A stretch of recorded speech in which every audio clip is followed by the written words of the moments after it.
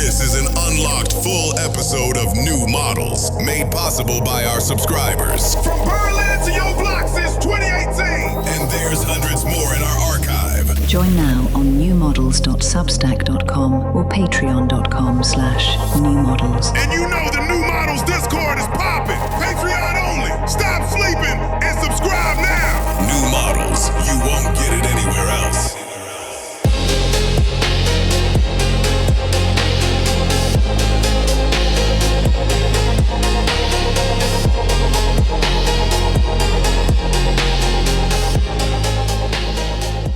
You're now locked in with New Models. New Models reads.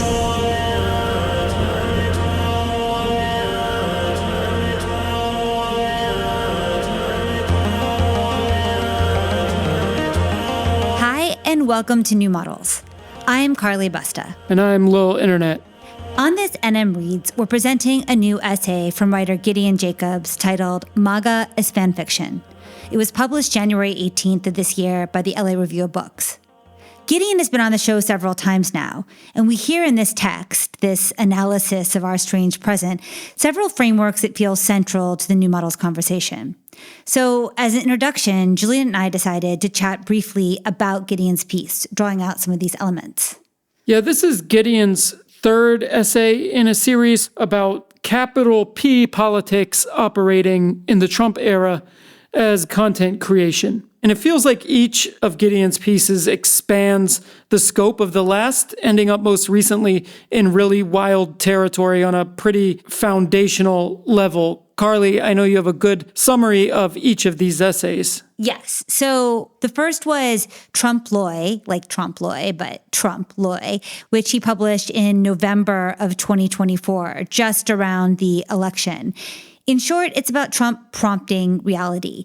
You can think of the McDonald's drive-through photos. The images look like they're AI generated, look like they're maybe done in Mid-Journey. It had that kind of bad, oversaturated, but it felt very 2024. Meanwhile, Kamala had actually worked at McDonald's when she was younger, but the sad photo she produced as actual evidence was blurry and faded and didn't really register as our real present. Trump is generating the reality that we all, or at least the MAGA base, wanted to see. And there's a lot of power in that, right? You have the power to generate reality.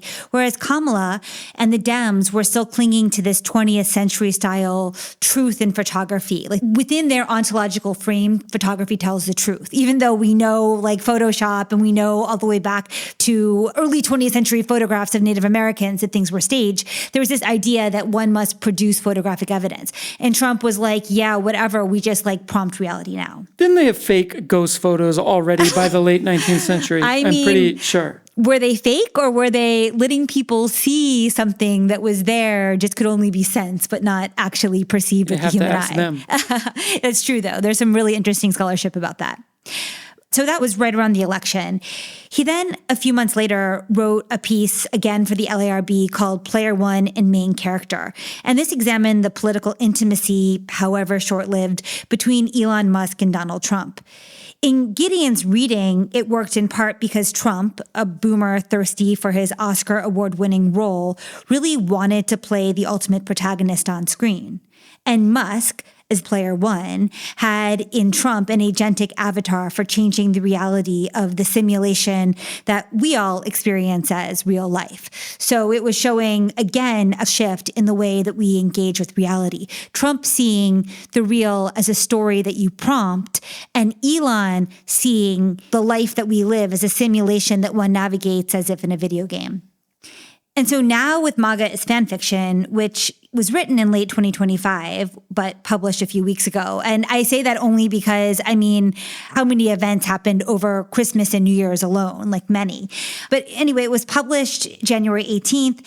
And Gideon shows us politics not just as a realm of content creation, but as is required today, a kind of read, write, kayfabe that understands democracy vis-a-vis constituents' ability to co-create not just policy, but storyline. So it's not just that we live live in a story and the president makes the story, but that there's like a cybernetic relationship between what the audience wants to see, what Trump then prompts into existence, and the way that they process that, metabolize that.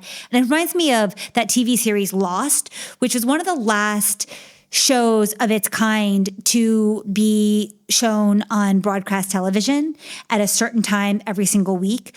But digital channels like Reddit or whatever already existed. So people would talk about the show and what they thought was happening on the show.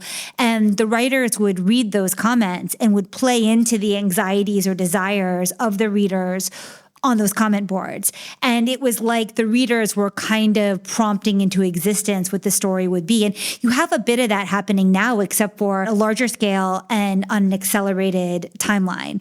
Also, I think people talk about Trump as the reality TV president, but because of social media, everyone's performing. You have a reality TV constituency, basically, right? So it's all performers performing in this one giant media assemblage. Yeah. I mean, when I first read the essay, as totally bonkers as all the facts about the Trump administration are, I winced a little bit because I'm just so exhausted by the pull of that administration and its tax on emotional bandwidth and attention. And we're only a year into his second term. But I think all of these ideas, which Gideon neatly, maybe not so neatly, but bravely ties together into a single piece, all can kind of be expanded as these modes of operation that I think just are part of everyday life now. Totally. So it's like, we're interested in this piece not because we really care what's happening with the Trump administration. Well, I mean, our home country is the most fragile and dangerous it's ever been. So obviously we care. We care, right. I don't think we care to make more content about it. Totally. But we do see it as a decoder ring for revealing how a lot of stuff works right now. Some of the things that came to mind as I was reading Gideon's piece are, yes, we are no longer reading, which was the basis of democracy. Second, of course, is this idea of content as raw material for fanfic. And over the past couple of years, we've been thinking a lot about what's happening to content. And I mean, it's just so true. Content is empty. All it is a stimuli for eliciting fan response. And its meaning is encoded by the audience. I forget where I read it, but it was an interesting word, prosumption. It's just you're actually never consuming content, you're prosuming it. Is this a Matt Dryhurst term? Because it very much feels like in Matt's wheelhouse. I don't know, but I really can't remember. But the fact is, every time you're actually consuming content, you're generating all this data, you are affecting the algorithm, you are using that content to produce text through replies, et cetera, et cetera. So nothing is actually, you're not ever consuming something online. Right. I mean, I guess what Matt says is consumption is production. Right. But yeah, exactly. And there's this chilling thought that Kevin Munger aired on our podcast a few months ago where he's like, any piece of content is more valuable for its interactions than any information it might be trying to transmit. Now, of course, first aid material, there are some things that are just factual that are exceptions to this. But just in general, the mass of content that we see online is more valuable for how people interact with it than any information it contains. So that's in this piece. Also, this idea, of course, of digital primacy, how things are imagined first in digital channels and then devirtualized in real space. And then it's only when that event is acknowledged within digital channels again that it's made real in the popular imagination. And we had Gideon on earlier this fall to talk about the Charlie Kirk assassination, and that's an excellent example of this, where you have an assassin who goes out, he inhabits this IRL avatar who assassins Charlie Kirk. He then goes back online in his Discord and he's like, oh, LOL, my doppelganger's trying to get me in trouble. Yeah. Full digital IRL split. Well, it's just there is, to some sense, and this is one thing I'm very worried about, is just a kind of mass derealization. Totally. And it's starting to feel a bit like that more and more each year. Yeah, it is. You know, there's also this relationship to personal value that's now tied up in one's ability to convincingly perform a character. And in part, that's interesting. We've talked to Jay Springett about authenticity versus puppeting a character. And now we're seeing that happen. You know, I can't help but think of Kristi Noem's transition from a relatively relatable every woman South Dakota congresswoman of the 2010s to this Mar-a-Lago-faced U.S. Secretary of Homeland Security. Her cheeks and eyes threaded back in a mask this administration requires women to wear when they serve at the pleasure of POTUS. You know, it's like in order to serve in that administration, you have to have this specific, whatever, sex doll face that just looks fake. And the whole administration's basically trans. They get an expansive sense of the word. Totally. Yeah. So you have this thing where, okay, Trump's able to prompt reality, literally to the point of the women in his and men in his administration, they look AI generated. But we had this realization, I know we said this at the beginning of Julian's monologue, the last episode, but when we were at the Digital Life Design Conference a couple weeks ago, my thought was just, you know, we're in Munich, the site of the security conference where Vance had given his speech saying Europe needs to get their acts together a few months earlier. And I'm just imagining people refreshing their FT apps and having this geopolitical slop just fill their screens, like Trump extraditing Maduro, Trump invading Greenland. And then, of course, shortly after these tragic killings in Minneapolis, and you're like, this sounds like what somebody would prompt late at night, like while on Discord with their bros. Well, it's all, Trump didn't invade Greenland. No. This is all real. But the thing it shares with slop is this kind of aggressive spamming of the attention field. Exactly. Like aggressively and relentlessly spamming of the attention field with this hyper-potent affective vector. And also just kind of both like lazy and overpowered. 100%. That's exactly the note. But it seems like, LOL, what if this image? Right. LOL, what if that image? I mean, I'm thinking back to that horrific Trump Netanyahu Gaza slop video, right? And so at what point does that slop devirtualize into stuff that people have to take action? I mean, the EU sent troops to Greenland, right? Like conversations are now being had between Europe and China.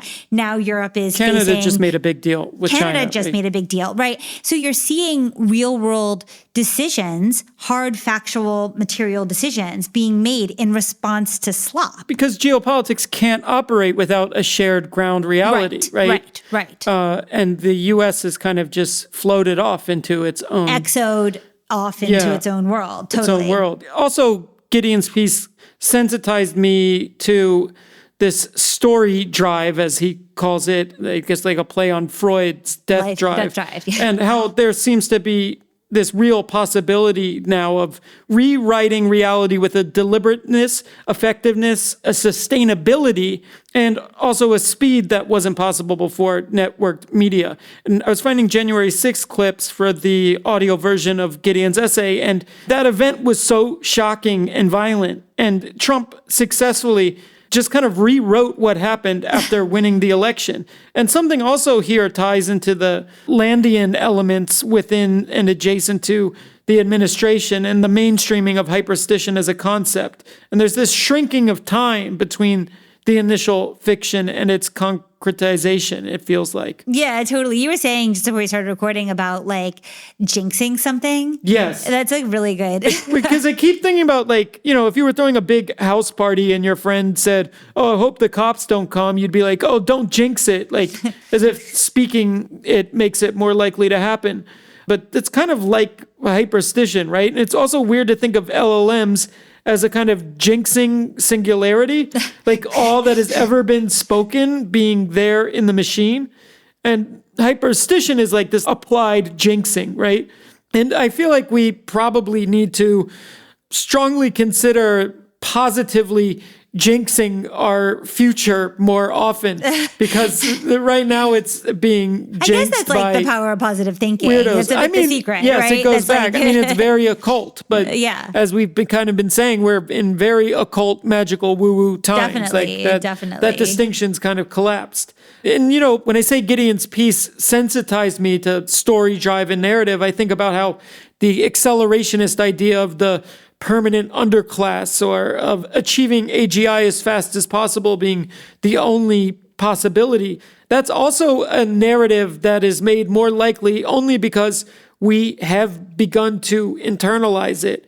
And once you start to check yourself for stories that you've internalized as inevitable, you really begin to feel how hyperstition and what Gideon calls story drive operates like on you and me. Well, there's one other chilling and key part of the essay you're about to listen to, and we'll wrap this up shortly.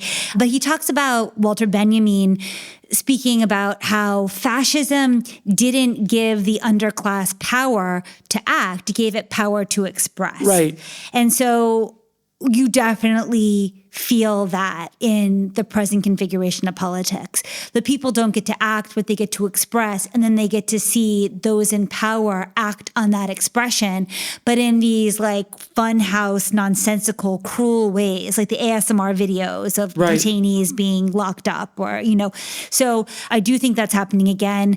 Also, a note like the power of defense tech aesthetic seems ascendant at the same time. There's a lot more to unpack here in the months that come. I want to thank Gideon for offering us this piece to put into a audio design. So in the spirit of neo-orality, I hope you enjoy this piece and take something from it. Really curious to hear what you do detect in Gideon's reading. We'll be offering some other frameworks and looking beyond U.S. politics in the months that come, but this might be a good key for some of the things that are in operation now. Yeah, so let's get into it. Let's get into it.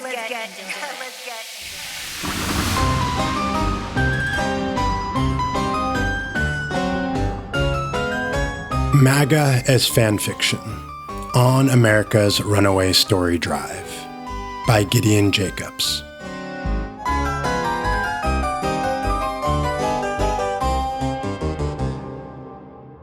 Once upon a time, the United States had an FBI director named Kash Patel, spelled K$H on his custom challenge coins, branded wines, and anti-vaccine supplements, who, before ascending to the nation's highest seat of investigative power, wrote a children's book trilogy. The first installment of The Plot Against the King was published in 2022. It told the tale of Kash the Distinguished Discoverer, a wizard who finds that Hillary Quinton, Keeper Comey, and a shifty knight were behind nasty rumors about King Donald and the Rossonians. In 2000 Mules, a sequel published later that year, Kash and curious candlestick makers Dinesh and Debbie unravel a new evil plot. Poor, pathetic, Stinky Joe and his right-hand woman, Kamala, cheated on choosing day. The book summarized Dinesh D'Souza's thoroughly debunked conspiracy theory that Democrats used mules to stuff ballot boxes in the 2020 election. D'Souza's film and book on the subject had been withdrawn because of lawsuits, though Patel's series for children ages 3 and up remains on sale. The trilogy concluded with The Return of the King, which arrived a few months before the 2024 election. This time, Baron von Biden, now endowed with a title, Kamala, now the Baron's assistant, and Shifty, now a jester, sick their pet dragon of jalapenos, DOJ for short, on beloved King Donald. In the telling, the land of the free remains so thanks to the great and powerful Kash. He stomps on the dragon's foot and borrows a line from a more iconic trilogy. You shall not pass. Absurd and horrifying as these books may have been, propaganda aimed at children was nothing new. In 1938, a Nazi-associated press published Der Giftpilz, which taught that distinguishing Jews from Gentiles was as critical and subtle an art as distinguishing poisonous mushrooms from nutritious ones. In 1945, the Japanese Navy produced the Disney-inspired Momotaro's Sacred Sailors, the country's first feature-length animated film to prepare children for a potential invasion. In 2005, the CIA commissioned a former Hasbro executive to fabricate demonic-looking Osama bin Laden action figures. Program codename Devil Eyes. What made Patel's contribution to the genre feel distinct was their artlessness. Mechanically paced, arbitrarily specific, and full of discontinuities, the books were slapdash mad libs designed to trigger the libs. This may have been a result of their author's biography and personality. Patel, 42 at the time of the first book's publication, had no children, and once joked, "I can barely write a level above grade 2. It was also possible he didn't write the books at all, that they were ghostwritten or made with AI, though one might have assumed that the average large language model, even in 2022, would have noticed the opportunity to turn Kamala into something more sensible, like Kami-La. The book's production value, too, was notably low, the kind of paraphernalia found on a CPAC folding table rather than in a bookstore. Of course, President Trump, the apple of Patel's famously sycophantic eye, had made a career out of ignoring quality.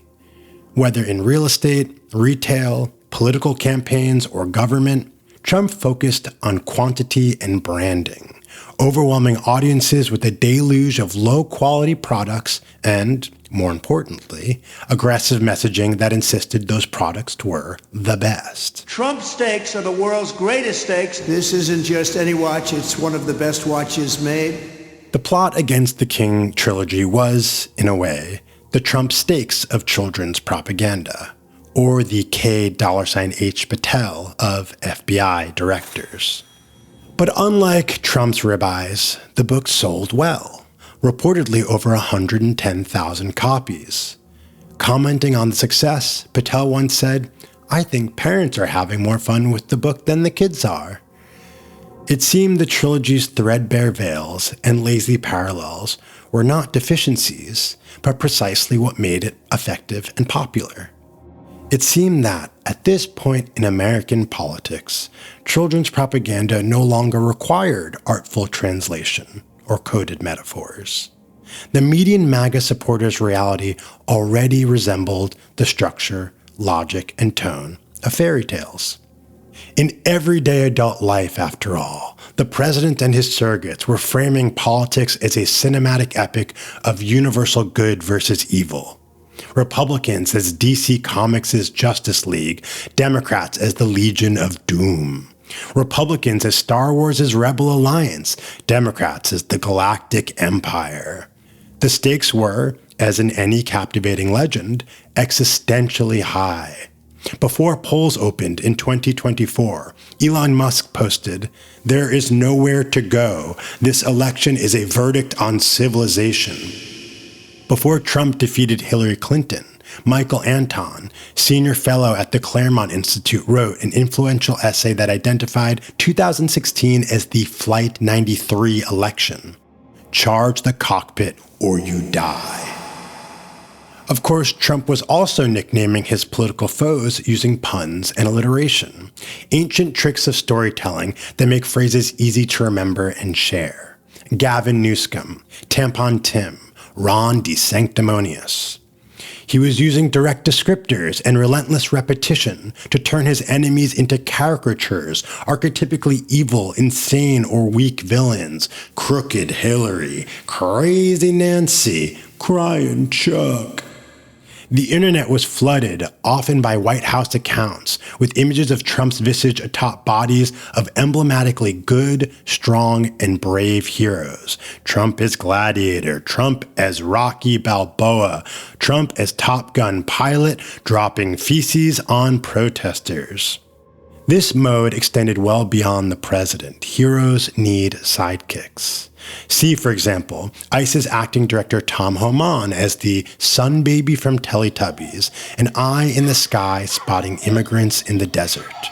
Or Cash's aforementioned challenge coin featuring the skull motif from Marvel's The Punisher. Even policy was being presented via pop myths. The administration's trade wars were framed using Game of Thrones. Sanctions are coming. It's gleefully cruel immigration enforcement using Pokemon. Gotta catch 'em all. And the Batman. They think I'm hiding in the shadows, but I am the shadows. The videos and memes grew even more absurd when functioning as pure agitprop. Uncle Sam as edgelord. Anti-immigration ASMR, the soothing sounds of deportees clinking handcuffs and chains. Christmas after mass deportations, a kaleidoscopic EDM soundtracked AI slopfest with flashes from holiday films like Elf, The Santa Claus, Die Hard, and inexplicable but intriguing Blade Runner 2049. This level of integration of story into government was jarring, but made sense considering that Trump and his staff were far more steeped in storytelling than governing. Other than loyalty, experience on reality television, as in any show where people play themselves, was the administration's common hiring prerequisite.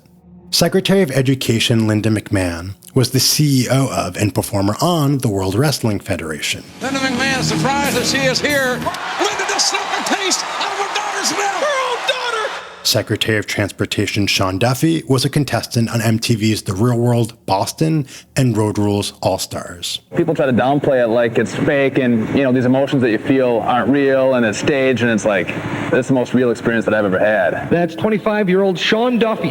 The administrator for the Centers for Medicare and Medicaid Services, Mehmet Oz, hosted the Dr. Oz Show. Coming up next on Dr. Oz, he's a notorious online fat shamer, bullying women. And then, of course, there were the many staffers and appointees who had been hosts on Fox News. Secretary of War Pete Hegseth, Director of National Intelligence Tulsi Gabbard, Deputy Director of the FBI Dan Bongino, United States Attorney for the District of Columbia Jeanine Pirro, Ambassador to Israel Mike Huckabee, and more. Appropriately, their boss was the most credentialed of them all. On IMDB, Trump had 35 actor credits, 21 producer credits, and 726 credits as self.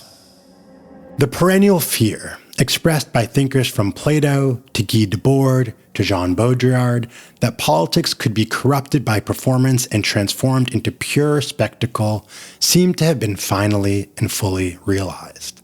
It was just 3 decades before the rise of Trumpism that media theorist Neil Postman wrote his seminal book, Amusing Ourselves to Death. Reacting to television's effect on public life, Postman hypothesized, as reflected in his book's subtitle, that society had exited the age of typography and entered the age of show business. It was an argument built atop Marshall McLuhan's famous aphorism, "The medium is the message," the claim that societies are shaped more by the nature of the technologies with which they communicate than by the contents of their communications. Print media, Postman believed, with its inherent linearity, abstraction, and permanence, had been conducive to a few centuries of discourse that, for the most part, allowed for rationality. Television, on the other hand, emphasized visuality, brevity, and fragmentation, which rendered information simplistic, non-substantive, non-historical, and non-contextual. The result was discourse that increasingly favored emotion over reason and style over substance. In a moment that saw Ronald Reagan, the United States' first actor turned president, as the leader of the free world, and Trump rising to international fame and wealth, Postman posited that the rules for what made for good TV had become simply the rules. But for all his pessimism, Postman could not be dismissed as a cranky Luddite. He didn't have qualms with TV or entertainment in themselves. Television, he wrote, serves us most usefully when presenting junk entertainment. It serves us most ill when it co-opts serious modes of discourse. The A-Team and Cheers are no threat to public health. 60 Minutes, Eyewitness News, and Sesame Street are. It was programming that purported to be serious or real that Postman worried about. These shows, by muddying the lines between information and entertainment, reality and story, were birthing a new gray area in which everything would be forced to live. In a sense, what the prophetic theorist, who died in 2003, the year Trump began filming The Apprentice, was warning about was proto-reality television. His book, considered a classic, sold 200,000 copies. Trump's show averaged 20.7 million viewers per week in its first season. Next Thursday, an all-new Apprentice. The tension is out of control. You think he was unethical? He's extremely dishonest. What would Postman have made of the internet of 2026? Long gone was the web of the techno-optimistic 1990s. The internet is an experimental play space populated by early adopters. When the United States crossed the 50-yard line in 2000, over half its population online, the internet quickly grew serious and real. In 1999, 0.4% of US households were online banking. 4 years later, that number had risen to 31%. Wikipedia launched in 2001, and the internet began its transformation into an authoritative repository of facts. Social media, largely introduced by Facebook in 2004, made screen name pseudonymity a niche mode, and the internet became a place where people used their real names and real faces to say things that were as consequential as speech in real life. The New York Times and BBC created Twitter handles in 2007, and soon the internet, which had subsumed the previous century's media of video, images, audio, and text, was presenting users with the entire spectrum of serious to unserious and real to unreal in a single glance. Postman's worrisome gray areas of television gave way to a gray realm, that murky, low chroma gray that results from mixing all the paints in the set. And yet, there was another significant line the internet muddied, that between performer and audience, or as scholar Jay Rosen called them in a viral blog post in 2006, the people formerly known as the audience. Whereas TV was experienced passively, the internet was participatory. Companies built platforms on top of which users could buy and sell, speak and listen, watch and stream, sparking a transformation that Rosen's contemporary, Clay Shirky, dubbed mass amateurization. As Web 2.0 transitioned to 3.0 in the 2020s, even Postman's beloved written word was thriving in this new mode. Billions of them were being typed and read on Twitter X every day.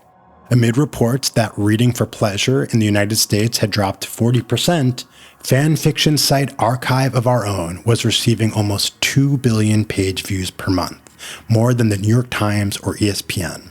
And Wattpad boasted 665 million uploaded stories. The masses were no longer trained to sit back and be entertained by elites on the tube performing using birth names or screen names in shows presented as real or fictional. The masses now expected, and were expected, to play.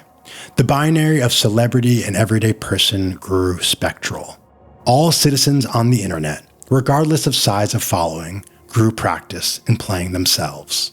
And as the country crossed a new 50-yard line, over half of its waking hours spent online, living a good life increasingly meant living a good story, as experience itself became charged with the subtle but omnipresent pressure to contain qualities that make something watchable: comedy and tragedy, conflict and resolution, meaning and stakes, and, most importantly, once feeds went algorithmic, effective intensity regardless of direction. Reality TV was replaced with TV reality, and the writer's room contained everyone. What was the phenomenon of QAnon but a popular mixed reality fanfiction unfolding in real time? That kludgy Byzantine conspiracy saga about Donald Trump bringing a cabal of deep state-enabled pedophiles to justice began with a single author, an anonymous user on 4chan who claimed to be entrenched in the government, but quickly became a collaboration between the 1 in 5 Americans who believed its core conspiracies, a cottage industry of QAnon content creators, and even a few government officials, including Kash Patel. The distinguished discoverer had come under scrutiny for signing his children's books with the QAnon catchphrase #WWG1WGA, where we go one, we go all. When asked to explain himself, he said it was just a line from a great movie that I watched a long time ago. They came from different places. I don't want to be what I was when I left, anonymous. But it was only the calm before the storm. Where we go one, we go all. Based on a true story. What was the storming of the Capitol on January 6, 2021, but a fan fiction IRL meetup, a live-action role-playing or alternate reality game that some took more seriously than others? The gray ontology of that gray afternoon in Washington, D.C. manifested in a surreal scene that was part war reenactment. Some participants in body armor, some in costumes, and a few carrying concealed props with bullets in them. In his controversial speech earlier that morning, Donald Trump said, "We fight like hell, and if you don't fight like hell, you're not going to have a country anymore." MAGA, like the medium on which it was incubated and thrived, was participatory and hybridized. 49 hours declaring it a riot.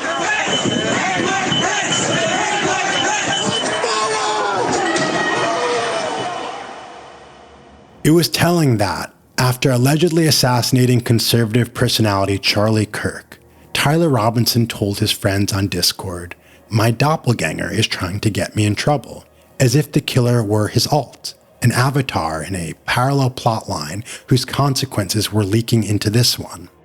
It was equally telling when, later that week at the news conference to announce Robinson's arrest, Patel spoke as if in character, inhabiting a medieval epic.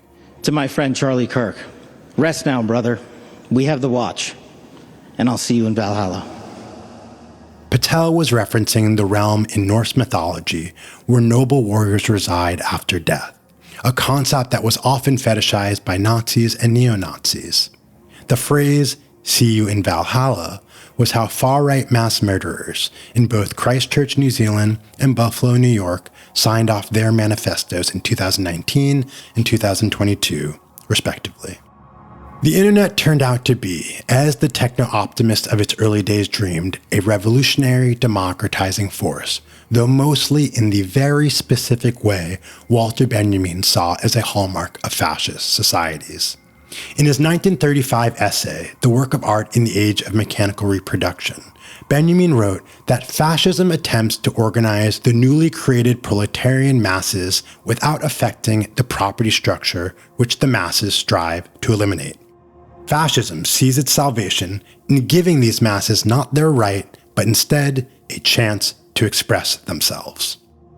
Benjamin was writing in Germany as the Nazis were using the newly ubiquitous radio to build a living myth the population could inhabit. Arguably, Adolf Hitler was not trying to return his nation to a specific past or even realize a material future. He aimed to transmogrify it into fiction. As infamous Nazi esotericist Savitri Devi once wrote, "The world of the Wagnerian sagas was precisely that which, more decisively than anything else, conditioned Hitler's historical and political views. It was the consciousness of the world to which he felt he actually belonged." Benjamin called it the aestheticization of politics. Later, philosopher Ernst Cassirer called it the mythicization of man's political life. But radio was consumed passively, like television, about which Postman had said the single most important thing was that people watch it, which is why it's called television. Playing with that semantic logic, the single most important thing about the internet was that people got caught in its net. The World Wide Web was an entangling and enveloping medium, something inhabited as much as observed, blurring yet another line, that between the act of being and what Benjamin called expression. Of course, long before advanced communication technologies, humans had been drawn not just to stories, but also the possibility of living as characters within them. Stories' appeal had always been precisely that it's not like reality. The two words in theory were antonyms, just as reality television was oxymoronic. The dream of living inside a story was a dream of existing free from the pesky flaws intrinsic to reality, uncontrollability, unpredictability, vulnerability, mundanity, complexity, incoherence, confusion, pain. The word human, used as an adjective, was a synonym for flawed. Being realistic meant accepting the unavoidability of flaws. The word utopia, a flawless place, when broken down to its Greek roots, meant no place. So at a fundamental level, the desire to be a character was, like the Silicon Valley right's desire for immortality, a desire not to be human at all. In secular terms, humanity's story drive was a cousin of Freud's death drive, the instinct to return to the inanimate state, to exist as an image, object, robot, or pure data. In religious terms, it was a transcendence drive, a strain of the perennial desire for divine salvation. Simone Weil, amending Karl Marx, wrote, "It is not religion, but revolution which is the opium of the people." Benjamin wrote, "All efforts to render politics aesthetic culminate in one thing: war." The fiery movement to make America great again was a classic example of soteriology and messianism taken too literally, an absence of the simultaneity of metaphor, the narrowness of flesh or spirit rather than flesh and spirit, people living in story rather than with stories. Trump had weaponized a struggling nation's understandably desperate appetite for re-enchantment, helping his followers shove a painfully imperfect square peg through a perfectly round hole in order to make America meaningful again. A more perfect union wasn't enough. MAGA wanted mama. The chaos the internet had unleashed on politics was the same chaos it had unleashed on everything. Not true chaos, which in the mathematical sense is illegible and therefore meaningless and therefore boring. This chaos, Trump branded, was anything but. Its drama was the frenetic ferment of too much meaning, the disorder of too much order, structure, and other qualities that make narratives compelling and images watchable. Story drive and hyperdrive at scale. For years, Elon Musk had been regularly posting versions of the sentiment that the most entertaining outcome is the most likely. It's almost like we're in an alien Netflix series that's trying to have the highest possible ratings. A self-avowed simulationist, he usually framed this pattern as a result of our simulation's overlords wanting, like any audience, a good show. Regardless of what one made of Musk's cosmology, his pet theory offered an alternative to conspiracy in an era regularly delivering suspiciously iconic events and images, such as, say, Trump's perfectly choreographed near assassination. Quantum physicists, as well as the religious magi of the past and the chaos magicians of the present, had long known that observation affects the observed, that reality is a collaboration between subject and object. Considering that for the first time in history, there were many more cameras in the world than there were people, it seemed possible that reality was, quite literally, performing for them, obeying rules of story as it does laws of physics. Maybe the era's strangeness was the result of a small but palpable decrease in the je ne sais quoi entropy that had always made reality feel real, an increase in the uncanny neatness we tend to associate with what is scripted or staged. If one entertained these speculative notions about entertainment, at some point a question would arise. How might such a story-driven history end? In 2024 and 25, Peter Thiel, one of Trump's earliest and most prominent champions, had become preoccupied with the ending. He was regularly writing and talking about the New Testament's grand finale, John of Patmos's apocalyptic book of Revelation. He even gave a series of off-the-record lectures in San Francisco about the concept of the Antichrist, who or what it might turn out to be. It was sometimes difficult to parse Thiel's theology. His conversation with New York Times columnist Ross Douthat sounded like a prime example of someone who knows what they're talking about interviewing someone who does not. But it was clear his end times anxieties were, like the political movement he'd funded, fueled by story drive. risking flippancy, it often appeared his thesis was simply this. In the sci-fi fictions of his childhood, the 21st century was rendered far more technologically advanced than it turned out to be.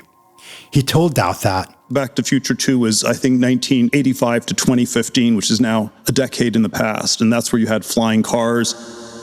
In 2011, he said, "They promised us flying cars, and all we got was 140 characters." Reality hadn't fulfilled the image of the future Thiel had been promised. And that, he flew around the country arguing, was indicative that something had gone terribly and cosmically wrong. The forces that caused technological stagnation, then, were the problem. So he replaced the failed fictions of his childhood with a new one, a biblical prophecy come to life in which he could play hero and people like AI alarmist Eliezer Yudkowsky or climate activist Greta Thunberg could play villain, the Antichrist. It was a theology of resenting reality's realism. Thiel wanted an image, utopia. His desire to go back to the future was a desire to go back to the garden. To be clear, Story Drive had no left-right valence, and the battlefield of politics had long been society's containers of communication, McLuhan's media. In the 1952 presidential campaign, Adlai Stevenson tried to resist this fact, refusing to appear in campaign commercials. This isn't Ivory Soap versus Palmolive. He was, unsurprisingly, crushed in the Electoral College 442 to 89 by Dwight Eisenhower, whose catchy ads were produced by Roy Disney. You like Ike, I like Ike, everybody likes Ike for president. Hang out the banner, beat the drum, we'll take Ike to Washington. In 2025, Zoran Mamdani rose from obscurity to become mayor of New York City by harnessing Story Drive better than any politician since Trump. With short-form videos and well-executed characterization of policies and self, Mamdani quickly established a highly legible image, a smile in an affordable suit, the Peter Parker to Trump's kingpin. There's a lot of things that make New York City special. For me, it's the delis and bodegas. Habibi, could I get an egg and cheese on a roll with jalapeno? Mamdani's sincerity and authenticity were unfakeably real, which is true of all great performers. But setting aside politics, morality, and decency, looking at medium rather than message, the difference between the two politicians' approaches was taste. Trump came out of crass reality TV, while Mamdani was raised by an Academy Award-nominated mother. Third-place mayoral finisher Curtis Sliwa chalked up their surprisingly chummy White House summit to the camaraderie of actors. Trump's unwanted warmth appeared to be an instance of game recognizes game. He asked about your comment calling the president a fascist. I've spoken about... That's okay, you can just say yes. Okay. It's easier. It's easier than explaining it. That's to come for you. The question of endings, then, wasn't necessarily one of good or bad stories, serious or unserious videos, realistic or unrealistic images, but whether this ancient, accretive arms race was sustainable. Postman didn't think so.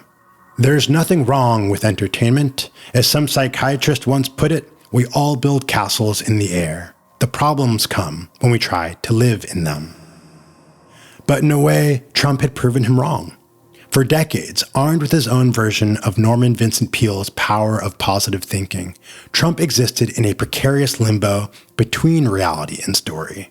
Halfway between ground and sky, staying afloat like Wile E. Coyote before he looks down.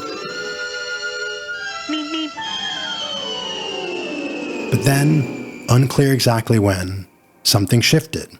And even if Trump allowed himself the occasional peak, he didn't fall, barely stumbled. The gravitational pull from above was now able to compete with that coming from below, the cloud's mass rivaling the Earth's. To his supporters, he appeared to be walking on air, a prophet, a miracle. Much to their excitement and relief, he invited them up. Up, up, up, like the rockets of the world's billionaires, whose missions, too, were now algorithm-genic celebrity stuff spectacles and gray area productions that sent fictional space captains into outer space. Up, up, up, like the world's financial markets, which, after centuries of drifting from materiality, had finally become free-floating bubbles, poppable only if their surface tension wasn't maintained. Up, up, up, like the Tower of Babel, in which humanity, united by one language, attempts to build to the heavens until God intervenes and scatters them across the earth. If one reads that fable with Telian teleology, it can be understood as an urgent cautionary tale. Humanity is, after all, united by a single language, computer binary this time, and seemingly like the Babylonians and also Prometheus and Icarus, etc., doomed to fall from our hubristic heights. But if one reads the fable with McLuhan-esque metaphoricity, as in the miraculous and distinctly human ability to see message and sense medium at the same time, this tragic but reasonable conclusion can be paired with a contradictory truth. These are just words, just images, just stories. That is, even if the issue of happily ever or never after seems to have been the subtextual questions of postmodernity all along, could the revolution, in fact, be televised? Could cameras indeed replace God? Any answers will lie beyond the plane of ideas, sights, and sounds. As philosopher Graham Harman puts it, the real is something that cannot be known, only loved. As many stories conclude in a reality that never does. The end.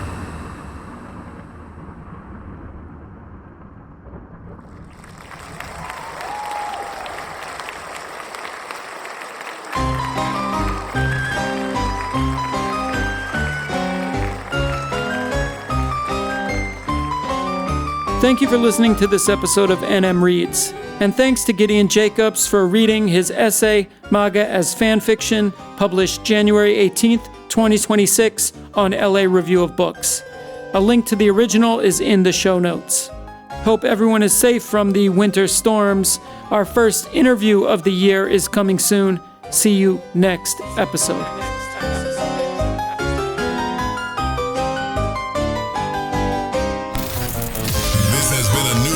Production. MAGA as Fan Fiction was written and read by Gideon Jacobs. Editing, mixing, sound design, and music prompting by Lil Internet. Rate, review, like, subscribe to New Models, tell a friend, post about it, all that. We out.